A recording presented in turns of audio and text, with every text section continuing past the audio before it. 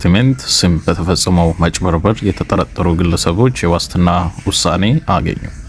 በፊንቴክ ኢንቨስትመንት የማጭበርበር ወንጀል ተጠርጥረው በቁጥጥር ስር ውለው የነበሩ ታዋቂ አርቲስትና ቲክቶከሮች በገንዘብ ዋስትና ከእስር እንዲፈቱ የፌዴራል ፍርድ ቤት የልደታ ምድብ ችሎታ ዛሬ ሰኞ ግንቦት 3 ቀን 2018 ትዕዛዝ ሰጥቷል። የዋስትና መጠኑ ዝርዝር ፍርድ ቤቱ በተከሳሾቹ የዋስትና መብት መርምሮ የሚከተለውን የገንዘብ መጠን ወስኗል። አርቲስት ሰራዊት ፍቅሬ፣ አርቲስት ሰለሞን ወጋላ፣ አርቲስት ይርጋ ደጀኔና አርቲስት ዳንኤል ተገኘ እያንዳንዳቸው 500,000 ብር በማሳዝ ከእስር እንዲፈቱ ወስነዋል። ካሊድ ነስርና አብርሃም ግዛው እያንዳንዳቸው 400,000 ብር ዋስትና በማሳዝ ጉዳያቸውን በውጭ ሆነው እንዲከታተሉ ተወስኗል።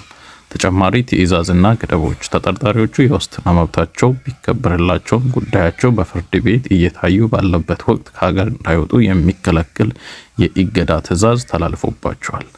ስለ መንሱር ጀማል በተመሳሳይ መዝገብ አምስተኛ ተከሳሽ የሆነው ቲክቶከሩ መንሱር ጀማል አቃቤ ሕግ የዋስትና መብቱን በጽኑ በመቃወም ምክንያቱ ችሎቱ ውሳኔ ለመስጠት ለሌላ ቀን ተለዋጭ ቀጠሮ ተሰጥቷል።